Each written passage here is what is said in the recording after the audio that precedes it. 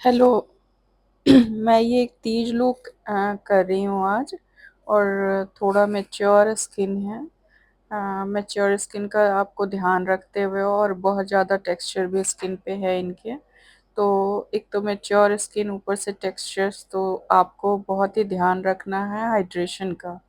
बहुत लोग का स्किन इस एज में भी ऑयली होता है, बट इनका स्किन में टेक्सचर बहुत ज़्यादा है एंड ऑयली तो बिल्कुल नहीं है, ड्राइनेस है स्किन में।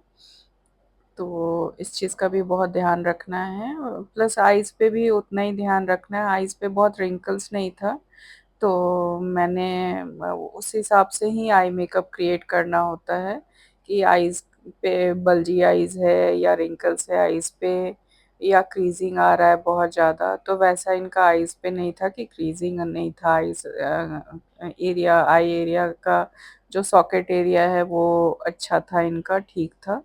तो मैं एक आई लुक क्रिएट कर रही हूँ अकॉर्डिंग टू साड़ी।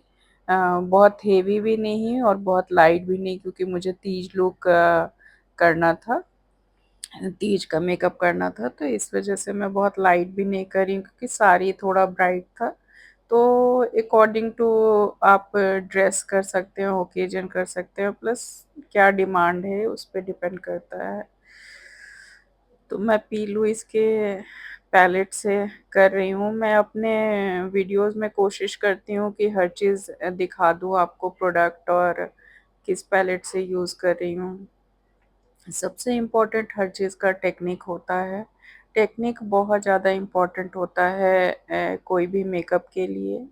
तो और प्लस आप ये कैसे एग्ज़ामिन करेंगे कि किस साइज़ पे क्या जाएगा, तो ये भी बहुत इम्पोर्टेंट होता है।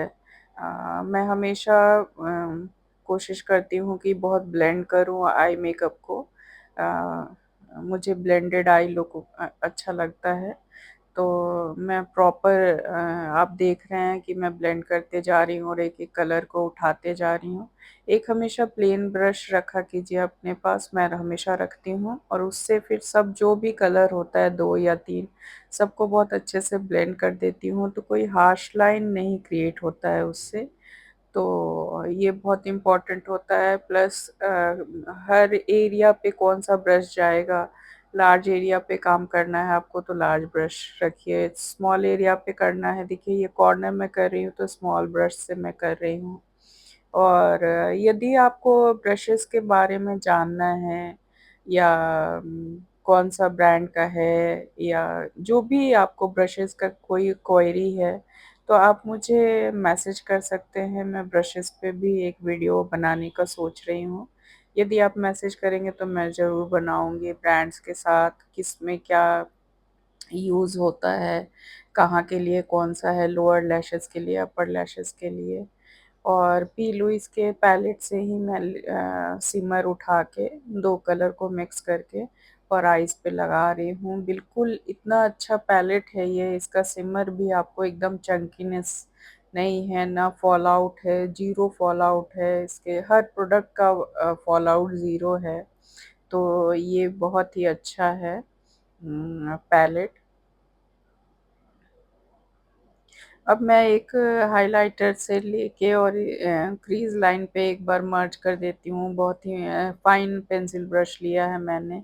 मैं हर चीज़ कोशिश करती हूँ कि अपने वीडियो में छोटा-छोटा चीज़ दिखा हूँ आपको। हाँ, तो ये एक लाइन, ये नहीं कि अनइवन लगे हमेशा इस चीज़ को, तो मैं पेंसिल ब्रश से उसको बहुत अच्छे से मर्ज कर देती हूँ। उसके बाद ये मेबेलिन का जेल लाइनर है और मैं इससे ब्लेंड कर रही हूँ। उम, आई लाइनर के टाइम में ये भी देखना पड़ता है कि फेस पे कैसा जा रहा है। प्लस लोअर लैशेज़ के टाइम में ये बहुत इम्पोर्टेंट हो जाता है कि टियरी आईज़ तो नहीं है। बहुत लोग का आईज़ खुलते ही लगातार आँसू आने लगता है, तो लोअर लैशेज़ करने में बहुत प्रॉब्लम आता है। और मुझे भी काजल और लाइनर्स बहुत पसंद है। लेकिन ओकेजन के हिसाब से ही आप कुछ भी क्रिएट कर सकते हैं। ये ध्यान रखना सबसे इम्पोर्टेंट होता है। प्लस आईज़ कैसा है उसके हिसाब से कर रहे हैं। इनका बिग आईज़ था, तो मैं थोड़ा-सा लाइनर आज मैंने सोचा कि थोड़ा डार्क दूँ।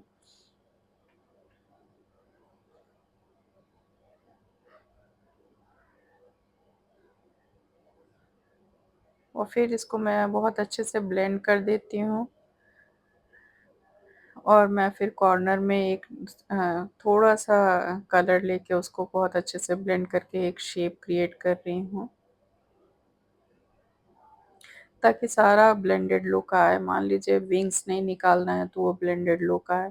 विंग्स निकालना है कि नहीं निकालना है ये बाद में फिर डिसाइड आप कर सकते हैं, मैं भी वही करती हूँ। यदि शुरू में डिसाइडेड नहीं है तो बाद में डिसाइड करके। और लैशेज़ लगाने के पहले हमेशा लैश को कर्ल करके और मैं मस्करा करती हूँ। अपर क्योंकि आइज़ बड़ा है तो मैं अपर में भी और क्या क्रिएट कर रहे हैं तो मैं अपर में भी काजल लगा रही हूँ उनके अपर लैशेज़ में भी। मुझे थोड़ा-सा कोल्ड लुक चाहिए था ज़्यादा, तो क्योंकि इनका आइज़ का बहुत मतलब लार्ज आइज़ था, तो उस वज़ह से कोल्ड लुक देने में अच्छा लगता है।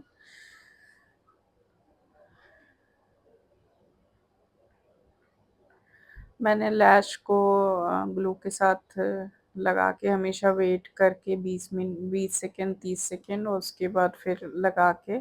और मैं एक टूथपिक रखती हूँ हमेशा अपने हाथ में, मुझे आदत है। तो वो एकदम बहुत अच्छे से आपका आप सोचेंगे कि जो लोग न्यू कमर हैं वो टूथपिक ना लें, मुझे आदत हो गई है। और मैंने एक स्पूली लेके और दोनों को चिपका दिया है। दोनों जो नेचुरल लैशेज़ है और जो आर्टिफ़िशियल लैशेज़ है हमेशा दोनों को मर्ज करना बहुत ही इम्पोर्टेंट होता है। और एक लिक्विड लाइनर या आप कोई आई शैडो ब्लैक लेके उसको वहाँ पे ब्लेंड कर सकते हैं ताकि दिखे ना। मैंने लोअर लैशेज़ को भी आज थोड़ा-सा मतलब डार्क किया है। अ, तो मैंने लोअर लैशेज़ में पहले काजल कर दिया, फिर थोड़ा-सा कॉर्नर में हमेशा लगा के और उसी को फ्रंट में मैं ब्लेंड करते हुए आती हूँ। मैं पूरा मैं नीचे नहीं कोन कर देती हूँ, क्योंकि ब्लैक में फैलने का बहुत ज़्यादा ये रहता है और एक बार यदि मेसी हो गया तो फिर उसको सँभालना बड़ा मुश्किल हो जाता है। तो वो बहुत टाइम टेकिंग हो जाता है, तो इस वज़ह से मैं कॉर्नर में करती हूँ, उसी को फ्रंट में ले आती हूँ। फिर मैंने एक फाइन ब्रश लेके और एक जो मैंने सॉकेट एरिया में कलर लगाया था ऊपर, वही कलर मैं पी. लुइस के पैलेट से ही एक पी. लुइस के पैलेट से ही पूरा आई मेकअप आज कंप्लीट हुआ है। तो उसी से लेके मैं नीचे भी ब्लेंड कर रही हूँ और मैं कॉर्नर को बस थोड़ा-सा मर्ज कर रही हूँ, ताकि ब्लेंडेड लुक आए और एक शार्प आए, शेप प्रॉपर रहे ऊपर से नीचे की तरफ। मैंने सोचा कि मैं थोड़ा-सा लाइनर को बहुत अच्छे से थोड़ा विंग्स निकालूँ, तो आप देख ही रहे हैं। इंग्लॉट का जो जेल लाइनर है वो उससे मुझे नहीं लगता कि उससे ज़्यादा जेट ब्लैक कोई लाइनर होगा। और लेकिन बस यही है कि थोड़ा-सा ड्राई होने में टाइम लगता है। तो इस चीज़ का बहुत ध्यान रखना है कि जब तक ड्राई ना हो आइज़ को ओपन नहीं करना है या आपको शैडो के साथ मर्ज करना है।